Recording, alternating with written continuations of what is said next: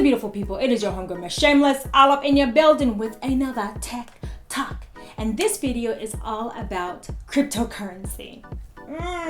My latest obsession. I had to do this video for my booze, for my friends and my family, because it is new, it is exciting, and it's confusing as bleh. So this video is for my beginners, for my booze out there.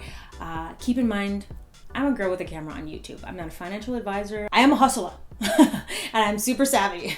But anyways, do your research and watch a lot of videos. I'll put links in the info box below on more ways to learn about this fascinating world. So what is cryptocurrency? What is Bitcoin? Bitcoin is the largest and most popular cryptocurrency out there on the market.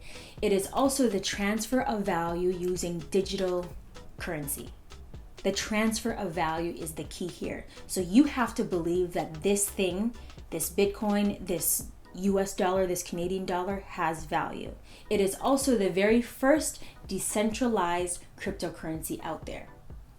Lots of words we don't understand, okay?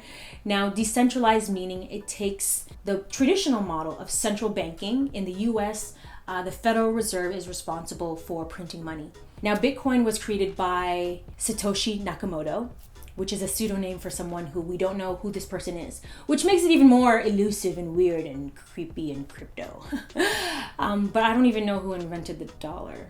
I could Google that and find that out. But whatever, the point is, this guy or girl created this system as a response to the financial crisis in 2007 and 2008. But if I was the owner of the Federal Reserve, I personally would print money for myself, my friends, and my family. I'm just saying, let's be real. So there are pros and cons with having power centralized. An extreme example of power that's misused is Zimbabwe. The Reserve was printing lots and lots of dollar bills, son, and their currency lost its value. The medium of exchange was valueless. You couldn't use money to buy groceries. They printed $1 trillion banknote that had zero value. So currently Zimbabwe uses the USD. I believe they use the South African Rand. They use everything but their own dollar. They don't have a currency because that's how the value just completely dropped. An extreme case of hyperinflation. And you can watch documentaries on Netflix. Banking on Bitcoin is a good one. Capitalism, a Love Story by Michael Moore is a good one. It doesn't talk about cryptocurrency, but it does talk about the financial crisis. Now, supply and demand is a thing in economy. When you keep on printing money and there's no end, how can you store value in that exchange?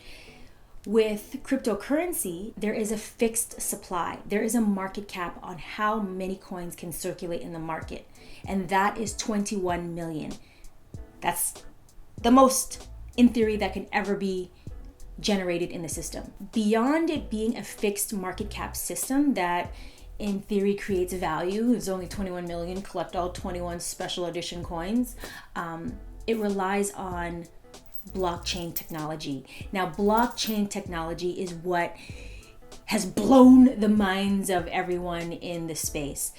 With blockchain, it is recording transactions and verifying and ensuring that that in fact happened, that you got this money from this person and this money went there.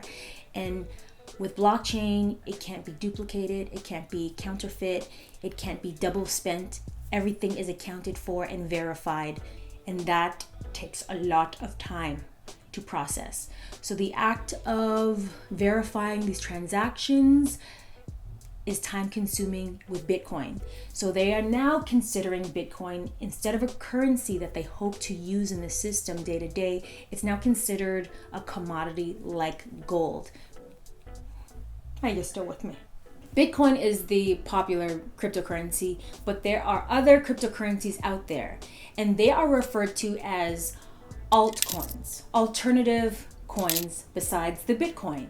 Now, there is Ethereum, there is Litecoin, there is Ripple, there is OMG, there is Monero, there's Neo. There are a ton of coins out there, and your job is to research the tech behind it, and you could read the white papers, which is basically a document that the creator has listed what the purpose of the technology is and does. Nobody really reads that. Well, the beginners, I doubt will. But you know what? You should actually just read it just for some giggles.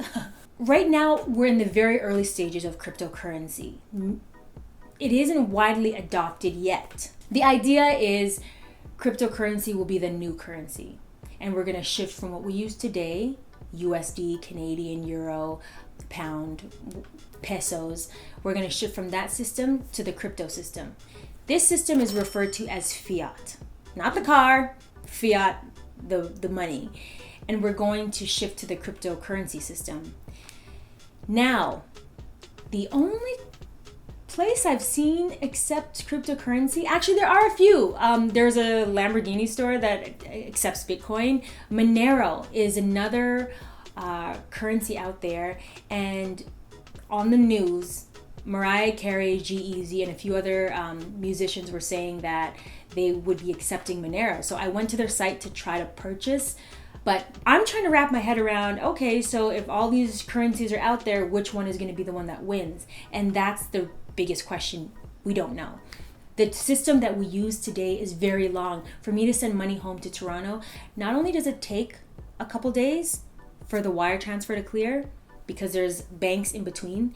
There's the US bank, there's the Canadian bank, and then there's the actual banks.